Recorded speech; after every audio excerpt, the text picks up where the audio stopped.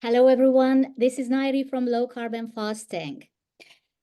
My guest today is a medical doctor.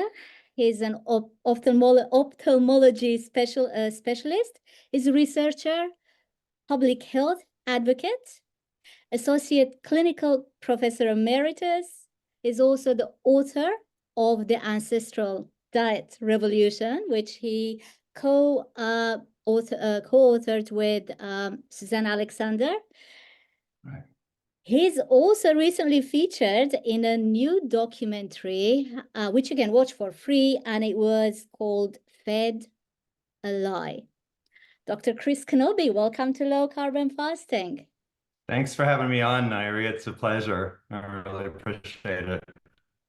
It's such an honor. I've been looking forward to this for a very long time. So today, I invited Dr. Knobbe so we can discuss his book, The Ancestral Diet Revolution.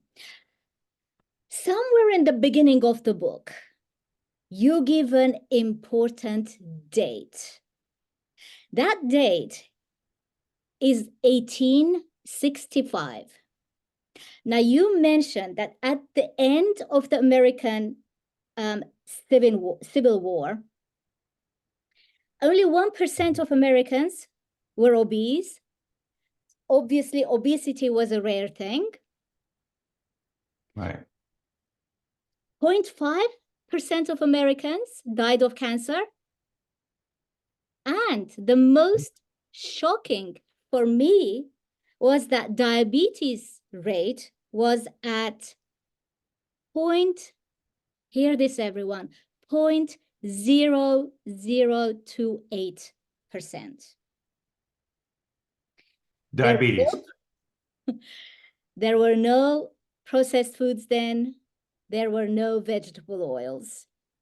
What happened just after the end of the American Civil War that changed our trajectory?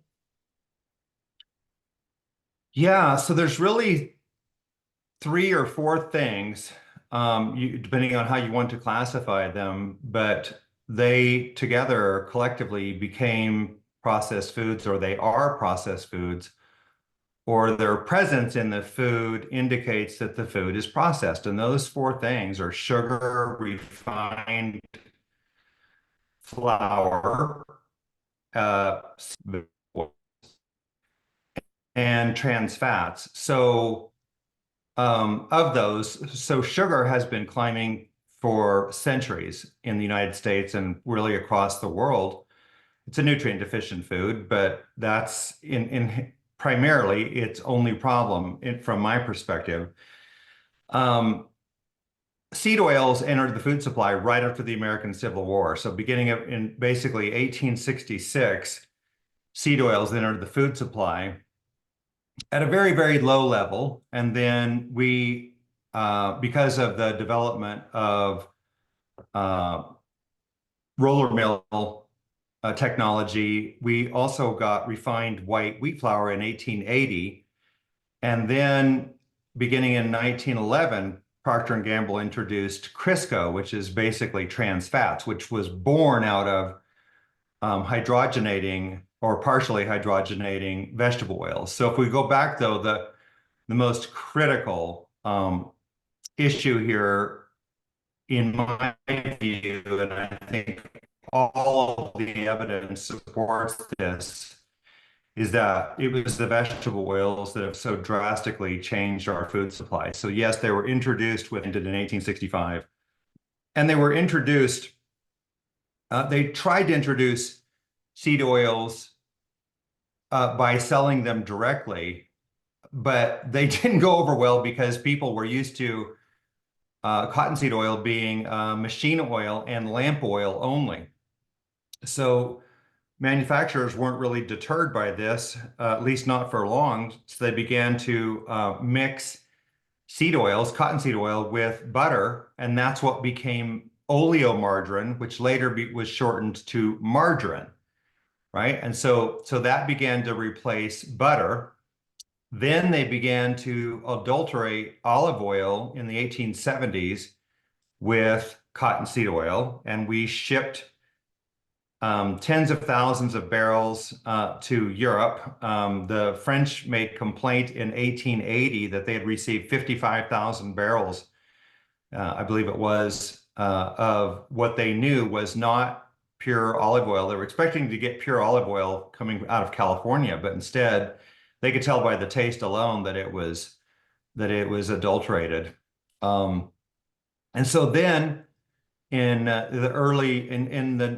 about 1907, Procter and Gamble, who were soap and candle makers, their business was drying up. The candle business was drying up because of the invention of electricity, or the use of electricity for light. And so they figured out how to make what they eventually called Crisco, which was partially hydrogenated vegetable oil, or in this case, it was cottonseed oil. And they introduced that in 1911. And soybean oil was introduced in 1909. And then we got all the other oils since then. So today, you know, we have in the food supply soybean, corn, canola, cottonseed, grapeseed, sunflower, safflower, rice bran, sesame, and peanut oils. Those are the oils which I would essentially classify as industrial seed oils. And altogether,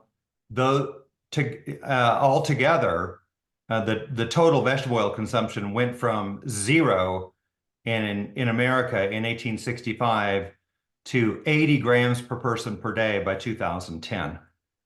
And this includes essentially the people consuming up to 80 grams a day don't need to add any vegetable oil to their food. In other words, most of those people don't even have vegetable oil at home. They're not using it at home. They're getting it from processed foods, restaurant foods, and fast foods. That's where they're getting their vegetable oil. I brought up this passage from the book, and you clearly say seed oils themselves were born not out of a desire to benefit health, but mostly to undersell and outsell lard, butter, beef tallow, thereby turning big financial profits. Yeah, it was profitable. Exactly. And it still is profitable 100 years on, because, of course, vegetable oils are comparatively much cheaper. Yeah, they're very cheap.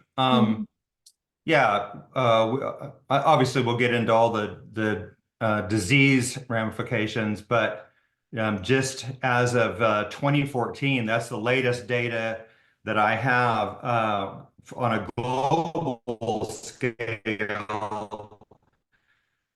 Soybean oil sold for 1,000 grams. And so if you figure up that, you know, Americans were consuming 80 grams per person per day in 2010, I determined the cost of that. If it was soybean oil, that's 5.6 cents worth of oil, which is supplying a third of their caloric consumption. So 720 calories worth costs of food manufacturers 5.6 cents. If you were to replace that with butter, on average, you would spend about six times as much, about 36 cents roughly, to use butter instead of seed oils. I would like to share another chart, if you don't mind. So, okay. Anyway, let's talk about it. So you have a pie charts in the book. So comparing, I'll put this on the screen later on when I'm editing the video, from 1865, showing that 96% of food consumption was plant foods and animal foods. Processed food was only at 4%. And by processed foods, we're talking about refined sugars mainly back then in 1865. In 2009, processed foods were 63% of what people were consuming. And processed foods in 2009 included seed oils, sugars, refined grains, and trans fats. In fact, you also say in the book that that the FDA is lying the public about trans fats. So let's talk about so let's talk about that. But also, we need to make the point that it's not just seed oils, but also the combination, the deadly combination. You use the word deadly, I think, and deadly combo, the deadly combination of refined grains, sugars, and seed oils and trans fats. So what's it about that the FDA is lying to the people about, or not being a little bit deceitful? Yeah, well, I think that they're not really lying. But they've not come forward with or been completely transparent with the fact that the FDA has removed trans fats from the quote from the food supply. They removed them from GRAS status, generally regarded as safe status, and they have essentially required that food manufacturers no longer include trans fats in the foods. However, what's not made clear to us is that there are trans fats in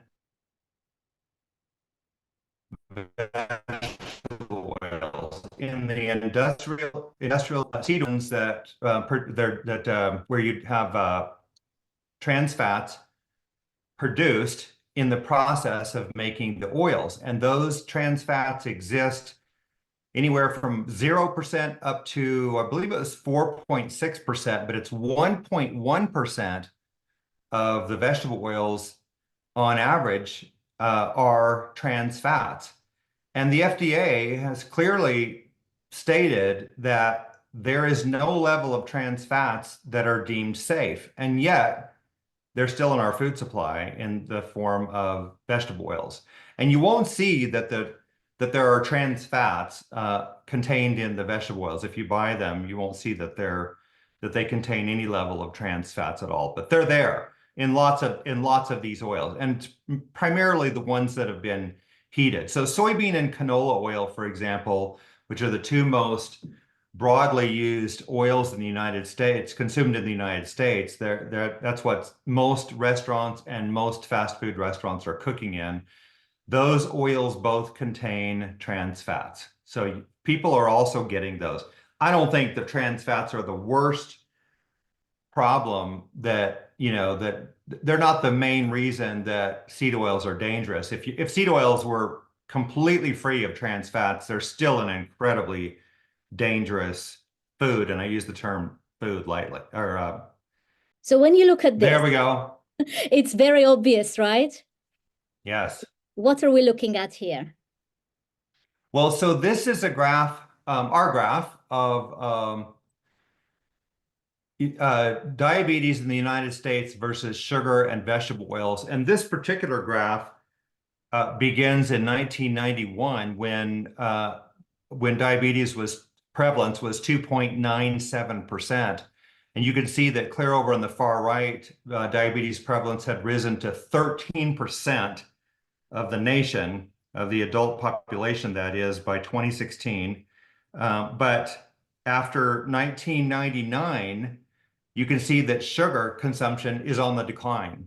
And this is indisputable. Anywhere between 1999 and 2002 or 2004 at the latest, that all the evidence shows that sugar has been on a significant decline while diabetes and obesity go through the roof. But the one thing going up still is the vegetable oils.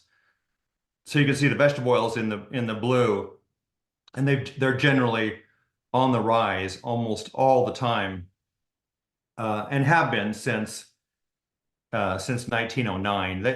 If I don't know if you have one of my graphs from that shows the whole period of consumption, but that's really interesting too. But the point of this is that while there's been if you fully take into account vegetable oils as a cause of obesity and diabetes, then the regression analyses in the United States and Australia that we have so far show that sugar has absolutely zero effect. Sugar is not driving obesity and diabetes, is the point here. And we'll get to that evidence, I'm sure. Right. So I know you've given the references right here under the graphs, the reference where you got the data for sugar. Mm-hmm. Do you remember what was included in sugar? Oh, yes. Yeah, I'm glad you brought that up because I usually forget to mention that because some people will look at this graph and they'll say, "Oh, well, that's just granulated sugar." Knobbe is leaving out corn syrup, high fructose corn syrup, maple syrup, all sorts of other sweeteners. Maybe sugar sweetened beverages that are sweetened with corn syrup or high fructose corn syrup and whatnot. No, this data, and why would I? I don't have any, I don't care what the answers are. I just want to know what the answers are. And this data, sugar is all forms of added sugar to the diet. So the Food and Agriculture Organization of the United Nations, typically known as the FAO, and the USDA, they both have the same exact definition for added sugars, which is what this data is. And those sugars do indeed include all forms of table sugars, whether refined white, brown sugar, whatever, plus all forms of syrups. That's again, corn syrup, high fructose corn syrup, maple syrup, also honey, and all sugar sweetened beverages. And so anything you're adding sugar to is in this data. And so yeah, it's not just refined white table sugar, not at all. This is every form of added sugar there is. That's interesting. So clearly, sugar consumption has declined. Obesity, well, I don't know about obesity. That one was that graph. Obesity also has increased, by the way. I don't have that graph to put up on the screen for now, but the graph that we had up on the screen showed diabetes rates have increased. So I'm not surprised. This is a quote from the book, by the way. And I'm quoting you: wherever vegetable oils are introduced, or whenever vegetable oils are introduced into populations, a massive trail of destruction follows. So when you use the word destruction, so we're not just talking about diabetes, we're also talking about obesity. What else are we talking about? What else have you found out?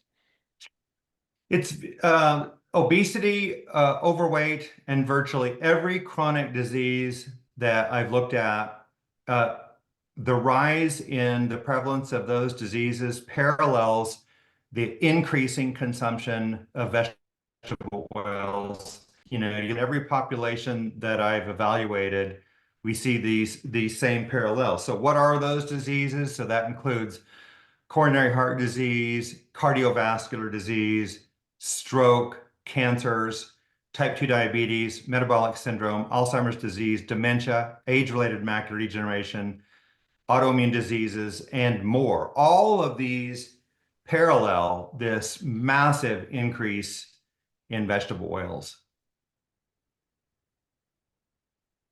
Mm-hmm. Yeah, you have a whole list in the book. So diabetes, it was interesting that, when we're talking, we generally say, oh, people in the Middle East eat healthier diets, or, people around the Mediterranean eat healthier diets.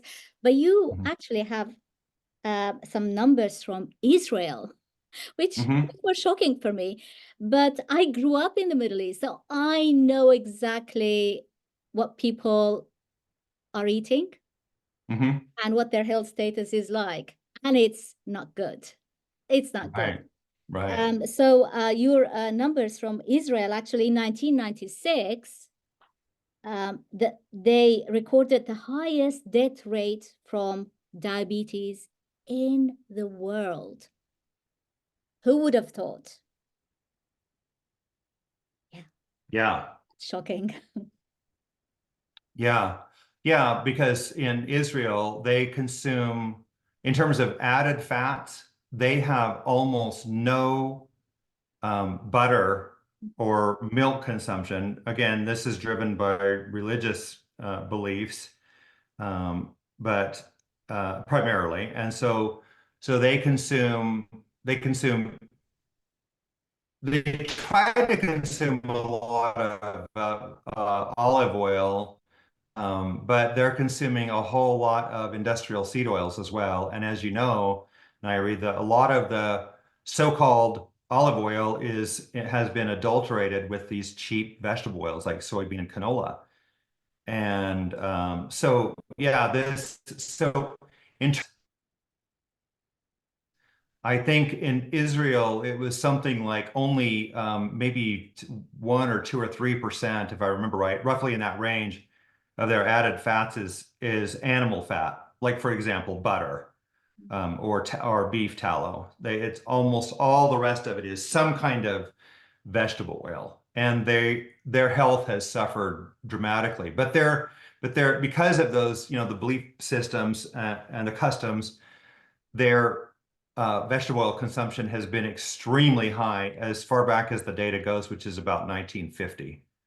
We really don't have we don't have really good data until 1961. That's when the FAO began to track data in most all countries, and the data is really good in all industrialized countries like the United States and Israel and all of Europe pretty much. And many other countries too, but the data is really solid in those countries. You went to the 1950s. So what happened in the 1950s? Because you mentioned Ansel Keys and how saturated fat was vilified. I actually loved that they put that segment of your speech in the movie as well. I watched the movie. So Yeah, let's talk about Ansel Keys and how we came to vilifying animal fats. sure. So I'll give you the brief version, and I may skip over a lot of detail. But in essence, Ansel Keys is the University of Minnesota physiologist who was also a nutritionist, and he developed the so-called K rations, which K stood for Keys, his last name. American soldiers consumed in World War II.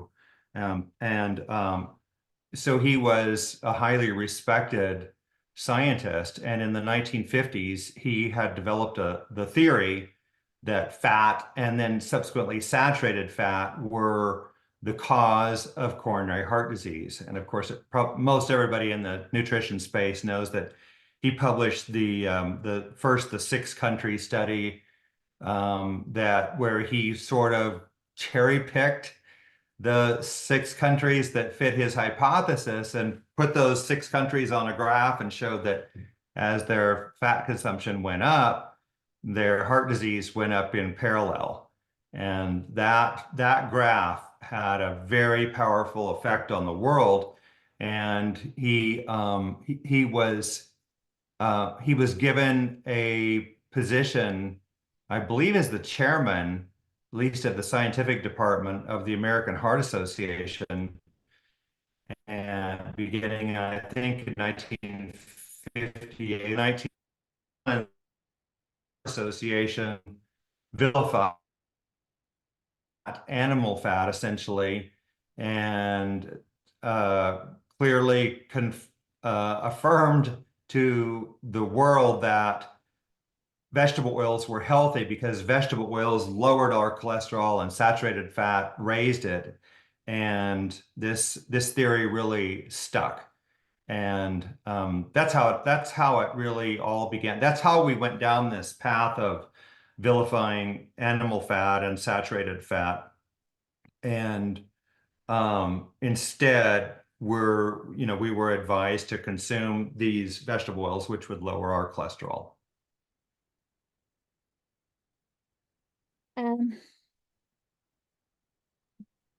I don't know if you made that association too, but I think when you promote vegetable oils and they last forever, I mean, they're oxidized omega-6s, and we'll talk about that in a minute, but they last forever. So of course you are going to create more processed foods and put them on the shelf for like 5 years and make profit of them, because you're not going to be able to do that with using fresh cream, for example. And so you have to use trans fats, or you have to use vegetable oils because their shelf life is long. Mhm. Yes. Well, you kind of broke up there for a minute, but what were you saying, that the vegetable oils have a long shelf life, and so therefore, um, what was the rest of it? So therefore, we've made more and more processed foods. Yeah, so it's interesting that they have to in making the vegetable oils, the last step to most of the seed oil production is the deodorization step. And that's the step where they often repeatedly heat the vegetable oils to remove the components that would cause that off flavor and off odor. So vegetable oils would smell very rancid if it weren't for the fact that they're deodorized, because it's the same process. When they go rancid, which means that they're oxidizing, well, that's what rotten fish smell. That's why it smells, is because the omega-6s and the omega-3s, both, primarily omega-3s in the case of fish, they go rancid and they stink. And that's what happened with vegetable oils. But they deodorize them. And so then they can put them in these processed foods. And yes, they can sit on the shelf for months.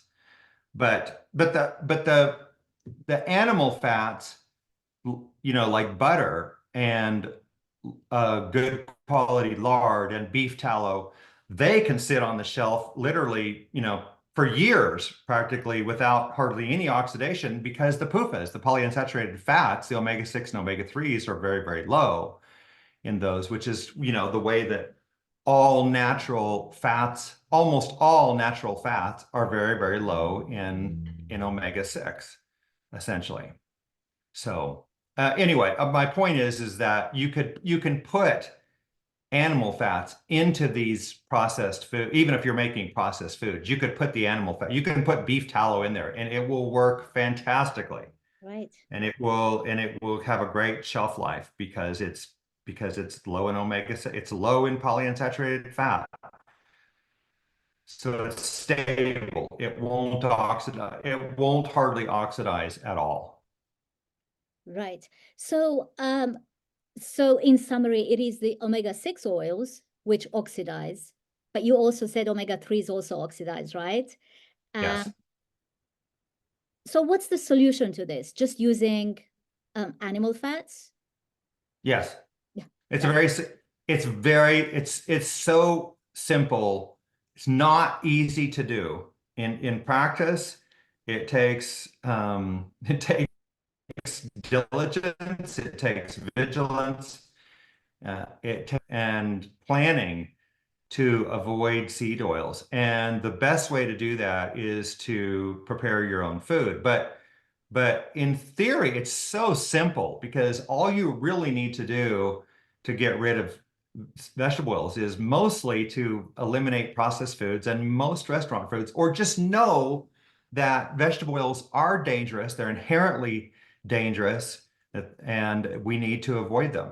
And the way to, so if you prepare your own food, then you're in charge of it, and you can prepare and cook your foods in the types of fats that are healthy, which I don't any cooking fat at all besides butter. If I needed a lot of oil, I would probably use coconut oil. And if there's the flavor of coconut oil is not good for whatever cooking you want to do, you could use refined coconut oil, because it's actually heated. It's actually deodorized. But because coconut oil is only 2% omega-6 linoleic acid, and you'll almost have no rancidity, meaning there's almost no oxidation products in coconut oil. So even a little bit of refining, which all they need to do is steam it. But the bottom line is that the animal fats like lard, butter, beef tallow, they all range in terms of their omega-6 linoleic acid content. They all range from about 1.5 to roughly 2.5 or 3%. And you compare that to the industrial seed oils, soybean, corn, canola, cottonseed, grapeseed, sunflower, safflower, rice bran, sesame, and peanut oils. All those run the gamut from 20% omega-6 linoleic acid on the low, which is canola oil, up to a high of 78% in safflower oil. The number one seed oil used in the United States, soybean oil, is 56% omega-6 linoleic acid. It's more than half of the total calories is omega-6 linoleic acid. And for those who are not aware, linoleic acid, we often referred to as LA, is or accounts for about 90% of the omega-6 in any given fat in any natural food. That's a rough number. It ranges from about 85% up to about 98%. So in other words, there's not a lot of omega-6 of other varieties like arachidonic acid, which is a longer chain fatty acid that's omega-6. There's not very much of it there initially. Anyway, that's the point. You need to have your omega-6 consultant. I've looked at all various ancestral diets like the Maasai, of Kenya and Tanzania, the Hadza, the Tokelauans, the Papua New Guineans of Tucacenta, and a number of others. And if you look at their total omega-6 consumption, it's under 2% of their calories. Well, Americans consumed about 1.1% of their calories as omega-6 linoleic acid in 1865 when we had no seed oils. But by 2008, that had increased to 11.8% of our calories as omega-6 linoleic acid alone. So we went up 11-fold or 1,000% increase in our omega-6 linoleic acid. And again, that parallels this massive increase in obesity, diabetes, coronary heart disease, cancer, stroke, metabolic syndrome, Alzheimer's, dementia, macular degeneration, all those. They just run in parallel with that increase. Of all the diseases you mentioned, I'd like you to share a few thoughts on macular degeneration, because that was your background, right, as an ophthalmologist. So Sure. what have you noticed? What have you noticed there? Because it's not one I've heard. We always hear of chronic diseases as being diabetes, some forms of cancer, definitely, Alzheimer's, dementia. Right. But what's the abbreviated form of AMD? AMD? So age-related macular degeneration. I hadn't heard of that, and definitely not heard of that being associated with vegetable oil consumption. Well, yeah, sure. And plus, you're not an ophthalmologist. But yeah, so age-related macular degeneration, or AMD, is the leading cause of irreversible vision loss and blindness in people over the age of 50 worldwide. And this is where I started. You know, publicly, people know me as initially connecting processed foods and vegetable oils to AMD. And the reason they do is because, as far as I know, I'm the first person to ever hypothesize that that processed foods are driving AMD.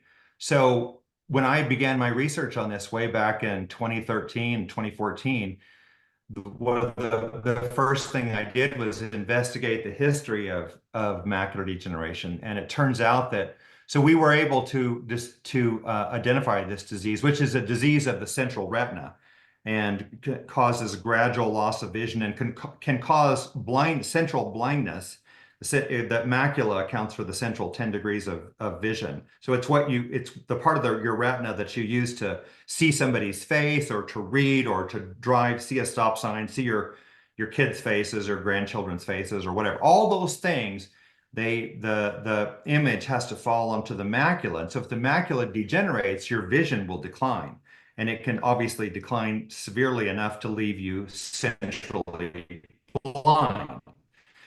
But what I discovered was that between 1851, when AMD was first discoverable because of the invention of the ophthalmoscope, and about 1930, so about 80 years later, there was less than about 50 cases of AMD, 50 cases of AMD in all the world's literature, and there was never a single picture of macular degeneration in the world's literature until the 1930s.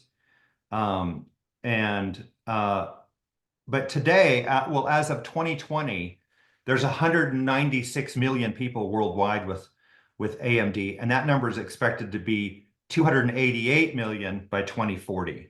And realize that just because AMD hits people in their latter years of life, for the most part, like typically, age 50 to 60 and beyond, it becomes a very, much higher prevalence for people in their 70s, 80s, 90s. That, that most of the people that have AMD in 2020, unfortunately, they won't even be alive in 2040. So in other words, the disease has just grown exponentially. It's just grown essentially infinitely, just like coronary heart disease did. So, but the evidence when I went to work on this in 2014, 15, and 16, I worked with a nutrition researcher in Europe, and along with some ophthalmologists in the South Pacific, and basically we gathered food consumption data in the form of vegetable oils and sugar in relation to macular degeneration prevalence in 25 nations. And the data supported this hypothesis in every single nation. In other words, as the vegetable oil and the sugar went up, the macular degeneration prevalence went way up. And interestingly, there's one country where, and I can't verify in this very small country, Kiribati in the Central Pacific, whether or not their vegetable oil data, the consumption data was accurate. It's probably not entirely accurate, but it showed they had a very low level of vegetable oil consumption and a pretty high level of sugar consumption, going clear back to 1961, and yet they had almost no macular degeneration. There's one ophthalmologist for the entire country, and in the year 2015, he saw 2 patients with macular degeneration for the entire year. The typical ophthalmologist would see, probably 2 patients with macular degeneration every half day, and the retina doctors, a lot of them will see 40 patients or more with macular degeneration every single day they're in clinic. I think maybe the reason it's more common among the elderly population is the cumulative factor of the vegetable oils, because they don't seem to leave your system, as quickly as we'd like them to do. Here we go. I've got another graph here. Okay. Can you see this one? Yes. Yeah. Yeah. So poisoned for approximately 3 years after one serving cooked in vegetable oil. Right. So I like that one. I mean, so it's not leaving your system. So you can't just start again tomorrow. Right. For those who, if anyone's just listening to this, so this is from our book, and I put a picture of a very young boy, I don't know how old, 8 or 10, maybe, or something, smoking a cigarette. And beneath that, I put the caption, "Poisoned for 6 months to 1 year after quitting." And then there's a little tiny boy, looks like about a year old or so, on the other side with a big plate of French fries in front of him, and that caption reads, "Poisoned for approximately 3 years after one serving cooked in vegetable oil." And the reason for this is that, when a person quits smoking, so smoking is damaging to our health because it's pro-oxidative. That's what smoke does to our lungs. It causes oxidation, and that's how it damages tissues, essentially. And when we absorb some of those oxidants, like acrolein, they travel all throughout our bodies, and this is how they can poison us throughout the body, causing far-reaching effects beyond the lungs. And but when you consume vegetable oils, like the French fries cooked in vegetable oils, particularly vegetable oils that are reheated, those accumulate in your body fat, and they are there for about 3 years. So in other words, you turn over all of your body fat in 3 years, whether you like it or not. You can turn all of. There's one paper that shows this quite conclusively, that we can turn over all of our body fat. For better or for worse, it's just a reality. It's a fact that the fatty acids have a half-life of about 600 to 680 days, which is roughly 2 years, but you can turn over all of your body fat in 3 years. So if the good news is that if you've been consuming vegetable oils your whole life, whatever your age, you can quit them all completely and get your omega-6 consumption down to an ancestral level. In other words, that would mean less than 2% of your calories is omega-6. And within 3 years, you will have an ancestral level of omega-6 fatty acids in your body fat, and your health will dramatically improve, and you will dramatically reduce your risk of obesity, of coronary heart disease, cancer, diabetes, metabolic syndrome, Alzheimer's, all those. And in fact, if you're diabetic, I can almost assure you that if you properly follow an ancestral diet, within a year, most people reverse their diabetes, and many of them within 6 months. We're going to discuss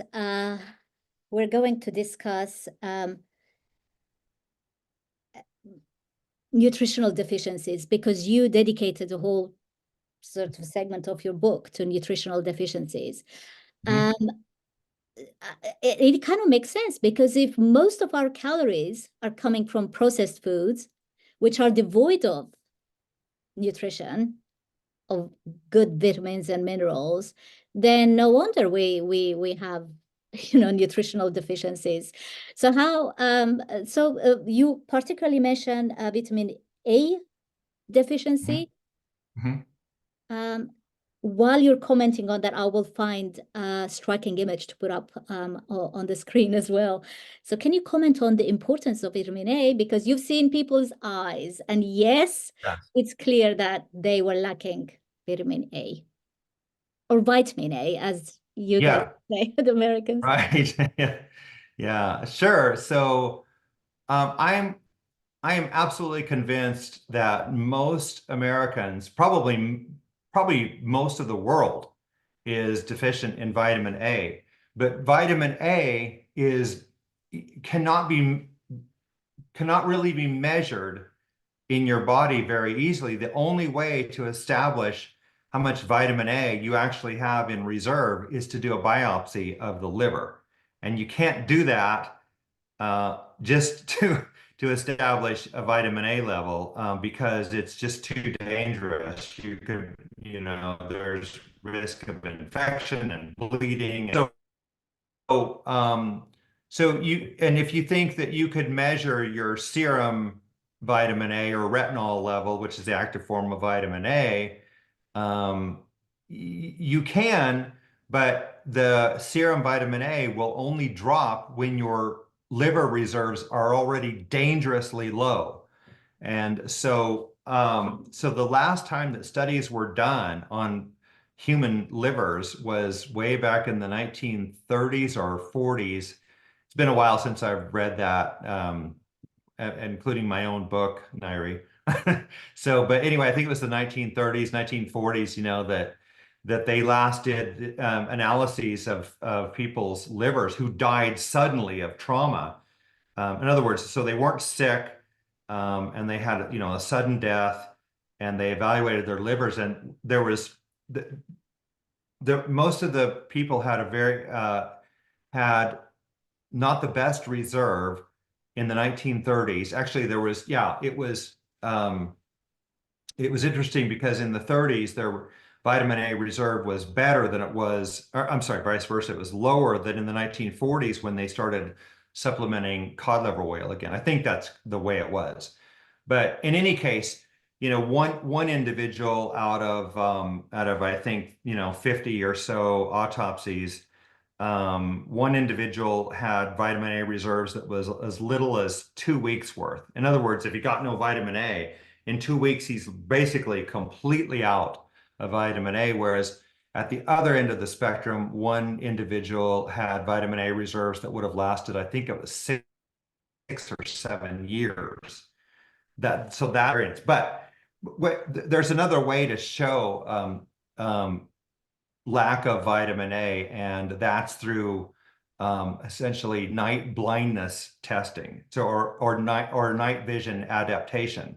And so your ability to adapt to dark adaptation testing, also can show whether or not you have vitamin A deficiency. And most people are shown to be able to improve their night vision adaptation by consuming vitamin A, which means they're deficient.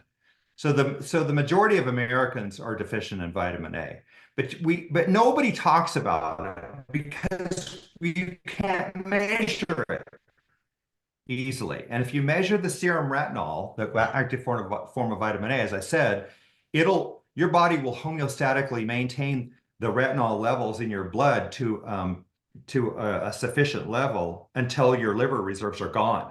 And so again, you can't learn a whole lot from just testing your serum retinol. So it's not worthless, but it's not that valuable. So we need to get vitamin A. And as Weston Price showed, vitamin A, D, and K2 deficiencies are, rampant in people consuming processed foods. And when you have, and all three of those put together, vitamin A, D, and K2, fat-soluble vitamin deficiencies, run in parallel with degenerative disease, coronary heart disease, cancer, and so forth. So we need to get good sources of vitamin A, and yeah, I think it's just absolutely critical. And you'll get vitamin A, and you'll get that in the animal fats. Butter, eggs, beef tallow. You will get vitamin A in all this milk and dairy, and one of the very best source really is beef liver. And I think for a lot of people, it's a good idea to consume a small amount of beef liver, like just even a half an ounce to an ounce, 2 or 3 times a week, or you can consume, a couple ounces, 2 or 3 ounces once a week. Okay. Can you see the screen? Yes. So this is, for me, this image is kind of, I think, one of the saddest sort of looking mice I've ever seen, certainly. And it's kind of, to me, it's symbolic of what most people are like nowadays. Emaciated because they're not receiving ancestral nutrition or good human nutrition, even though they may be eating a variety of plant foods like this mouse was doing. They are lacking in many important nutrients. Why did you put this image in the book? Yeah. Well, I put this in there because this emaciated rat, this is from the studies of E.V. McCollum, who's sort of one of my heroes. He did an incredible amount of research on animals and diets back in the early 1900s, up through about 1930s, I believe. But anyway, so this picture of this emaciated rat, and it shows that this rat was consuming a diet of bolted flour, which is sifted flour, degerminated corn, meal, rice, sugar, starch, pork fat, molasses, sweet potato, and cabbage. So it doesn't sound all that bad, but let me tell you, the pork fat does not contain enough of the vitamins A, D, and K2 to properly sustain health and life. Butter, eggs, milk, and beef tallow all provide enough of the fat-soluble vitamins to keep one healthy, and in very small amounts. So if these animals were given just 2 to 4% of their calories, and that's a very small amount of calories, coming from whole milk, eggs, butter, or cod liver oil, that would correct a lot of these deficiencies. Because as Weston Price showed us in the 1930s and 40s, that you need the fat soluble vitamins in order to put the minerals where they need to go. So in order to even if you consume a ton of minerals, if you don't have the fat soluble vitamins, your body can't use them properly. And so that's one of the reasons I put this in here. But I'll just mention, Nairi, that E.V. McCollum's work, and you might have wanted to show even another picture, but his work showed that animals that were given 100% vegetable oil as their only source of fat, they would take on the appearance of that emaciated rat. Their fur would become dry and start to fall out. They would start having patches of their fur falling out. Their eyes would become red and matted. They would become sick and they would stop growing. And if you continued the diet with vegetable oils as the only fat, they would all die. So all the animals would die prematurely. So it depends on how long they were on their, usually they would start such a diet after the animals were weaned, which, like for rodents like mice and rats, I think they wean at about 26 days typically. And then they would start these other diets, like a vegetable oil only. A diet with vegetable oil as the only fat. And that's how they discovered this, that vegetable oils were not compatible with health or with long life, that the animals would all succumb to a premature death, even a very premature death if kept on vegetable oils. I think at this point, my audience will be wondering, so what do we eat? Okay, no vegetable oils. What is the answer? Because your book is about ancestral diet. So reintroducing the ancestral way of eating into our lifestyle. What are the ancestral tribes eating? By the way, my interview with Suzanne Alexander, the link will be below. Check that one out too, because she visited the African tribes and also the tribes of the Pacific Islands. And so she shared her expedition sort of observations in the interview. What do we eat, Dr. Knobbe? Yes, and I'm glad you mentioned Suzanne Alexander, my co-author in this last book. And she has more experience visiting these tribes than I do. So she'll be able to, if you watch the video the interview that was done with Nairi and Suzanne, you'll have a better answer as to all the ancestral diets. But the way I think of ancestral diets is it's easier to name what they don't eat than what they do eat, because their diets are radically different depending on their geography, where they live, and their conditions, the time of the year, all of those kind of things. But ancestral diets do not contain refined flour, refined sugar, vegetable oils, or industrially produced trans fats, right? Those four things, they don't contain them.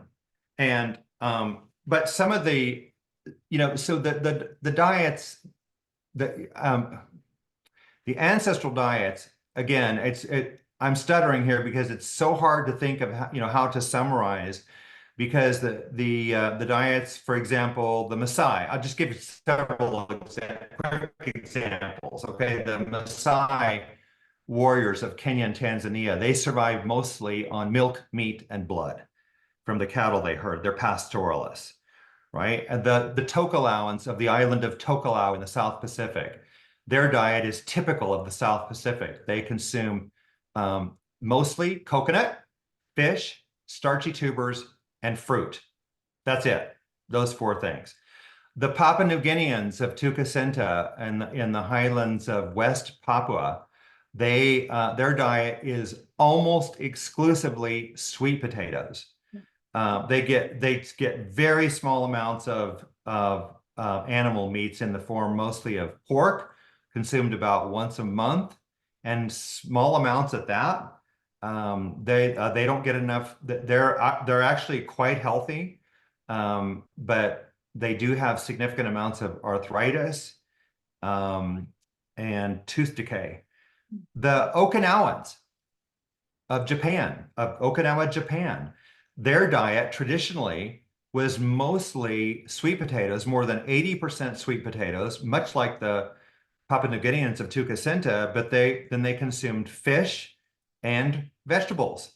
That's it, right? And I'm sorry, they consumed a lot of pork. Sorry, a lot of pork. Whereas on mainland Japan, they were consuming more fish, vegetables, and white rice for centuries, right? So the point is that the diets are radically different depending on where you are. The Inuit, once called Eskimos, the Inuit, the most carnivorous population on the planet. They're not strict carnivores.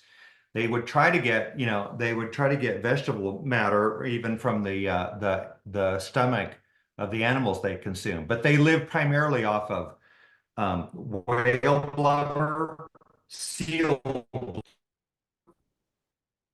fish, and then what they could get out of the stomach of the animals that they would consume, like caribou and reindeer, they would consume the what's in the stomach contents, whatever was there, and